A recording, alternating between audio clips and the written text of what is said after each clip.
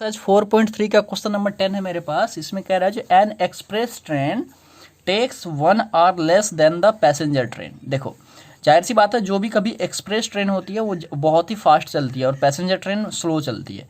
तो express train जो है वो पैसेंजर ट्रेन से बहुत ही कम टाइम लेगी। तो इसमें दे रखा है जो एक्सप्रेस ट्रेन जो है पैसेंजर ट्रेन से 1 आवर कम टाइम लेती है। ठीक है, to travel 132 kilometre distance, 132 kilometre का डिस्टेंस है जो मैसूर से बेंगलोर के बीच में है। ठीक है, मसूरी से बेंगलोर के बीच में है।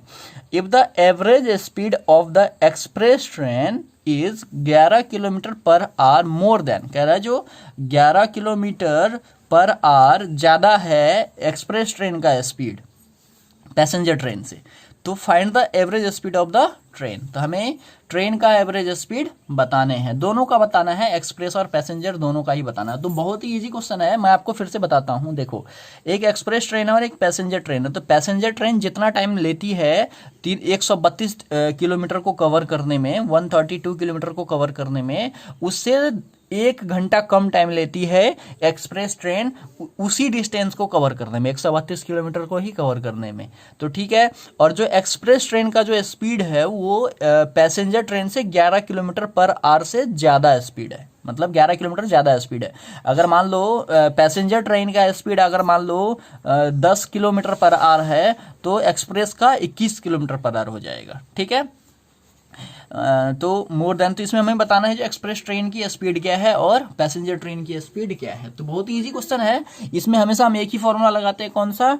Time equal distance by speed का, है ना। यहाँ पर मैंने एक फॉर्मूला आपको बताया था, जो टाइम इक्वल क्या होता है? डिस्टेंस बाय स्पीड, है ना, मतलब समय बराबर दूरी बाय चाल, समय बराबर दूरी बाय चाल, ये फॉर्मूला होता है। आपको अगर मैं हिंदी में एक्सप्लेन करूं तो सबसे पहले मैंने क्या करा, देखो इसमें मैं क्या करूंगा, अगर मान लो मैं पैसेंजर ट्रेन को लेट कर लूंगा, अगर मान लो मैंने पैसेंजर ट्रेन का स्पीड मैंने लेट कर लिया, तो मुझे एक्सप्रेस ट्रेन का स्पीड अपने आप पता चल जाएगा, क्योंकि जो पैसेंजर ट्रेन का स्पीड है उससे 1 घंटा, उससे 11 किलोमीटर ज़्यादा स्पीड है किसकी?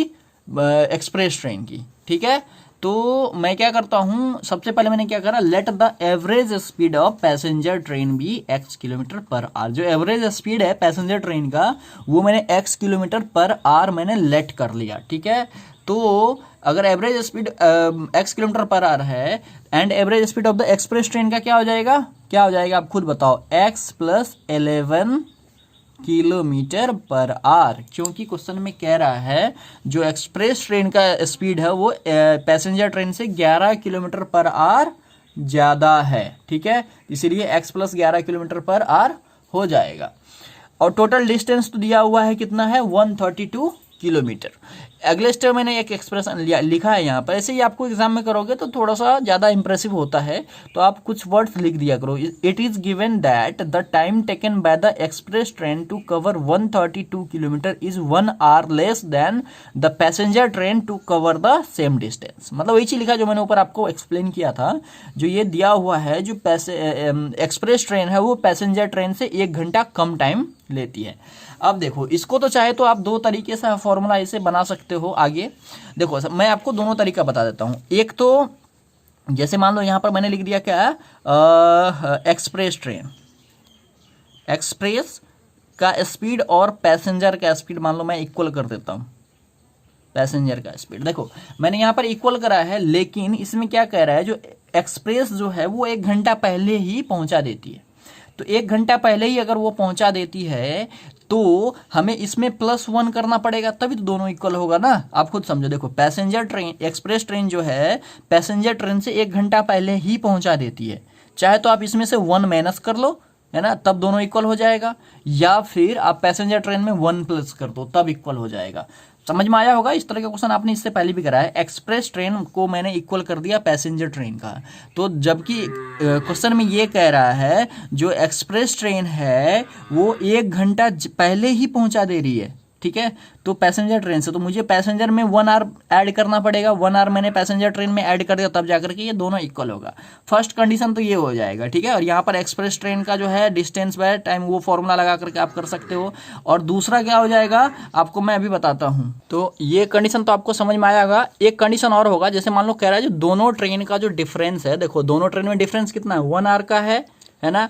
तो जो इसका टाइम हो जाएगा, जैसे मान लो मैंने इसको T1 मान लिया, तो T1 minus T2 equal to 1 हो जाएगा, क्योंकि दोनों का जो दोनों में जो टाइमिंग का डिफरेंस है वो कितना है, 1 आवर का डिफरेंस है। तो ये T1 minus T2 equal to 1 हो जाएगा, ठीक है।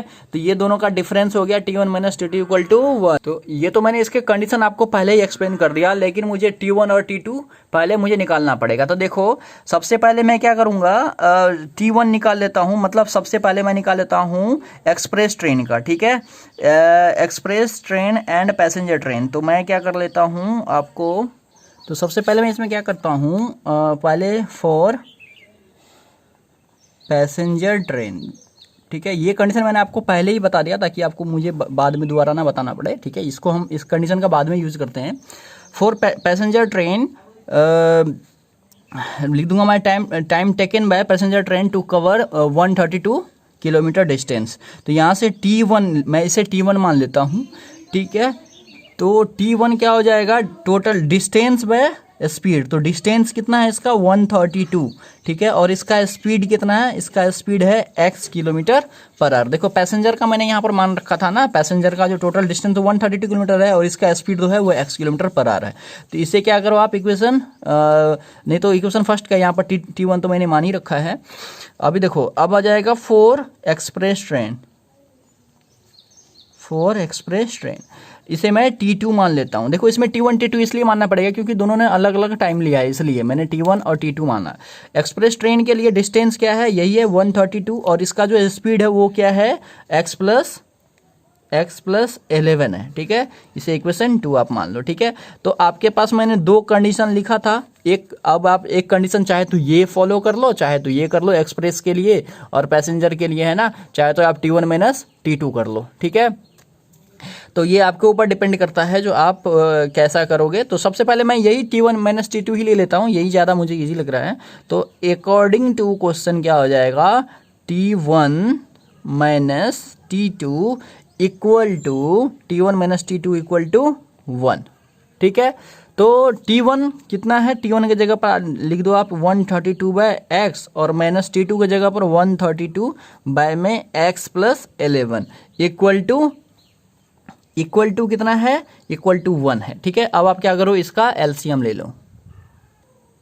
तो इसका मैं एलसीएम ले लेता हूँ। तो इसका एलसीएम ले लूँगा तो क्या हो जाएगा, x प्लस 11, ठीक है। ये x कैंसिल हो जाएगा तो ये आ जाएगा 132 में x प्लस 11, ठीक है। यहाँ से माइनस हो जाएगा, x प्लस 11 कैंसिल हो जाएगा तो x बचेगा, तो 132x इक्वल टू 1, ठीक है। अब इसको कैलकुलेशन करना पड़ेगा, तो कितना हो जाएगा 132x, इसको एक बार इससे करेंगे एक बार इससे करेंगे।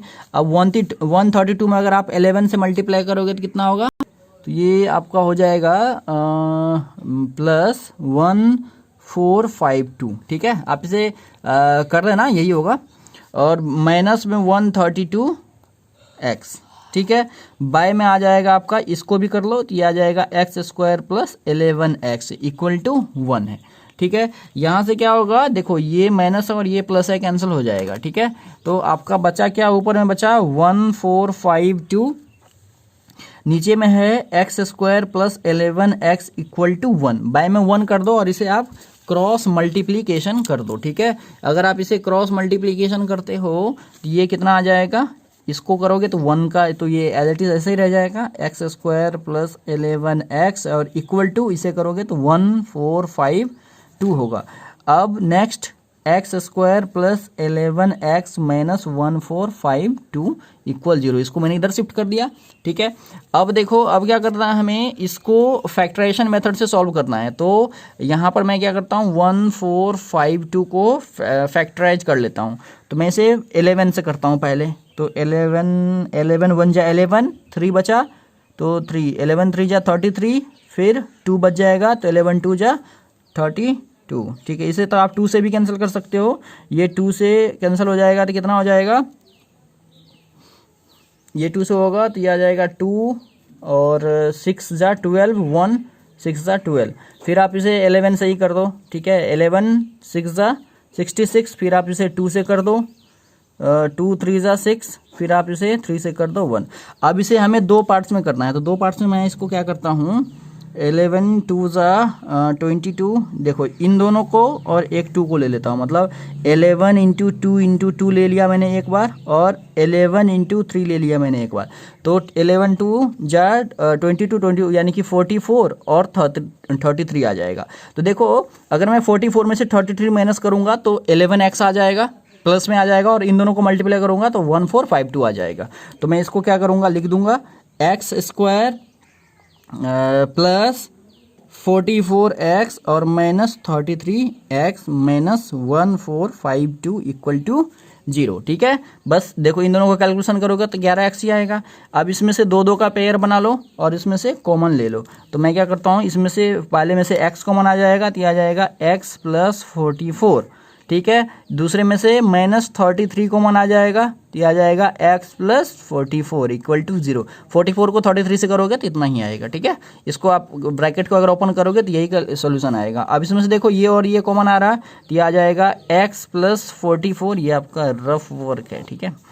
x प्लस 44, यहाँ पर रह क्या गया, x माइनस 33 इक्वल टू 0। अब एक बार x प्लस 44 इक्वल 0 और एक बार x माइनस 33 इक्वल 0, तो यहाँ से x इक्वल माइनस 44 आएगा और यहाँ से x इक्वल 33 आएगा, जो कि स्पीड कभी भी माइनस में नहीं होगा, तो ये नॉट पॉसिबल हो जाएगा, इसको हमें नहीं लेना है। तो यानी कि x इक्वल कितना आया 33, जो कि पैसेंजर ट्रेन का स्पीड था, ये आ जाएगा स्पीड ऑफ पैसेंजर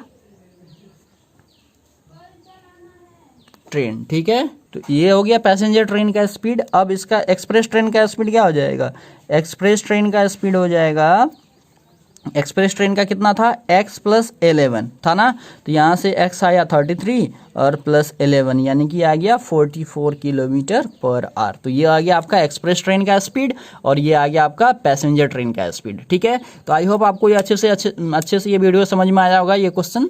तो फिर मिलते हैं नेक्स्ट वीडियो में नेक्स्ट क्वेश्चन के साथ।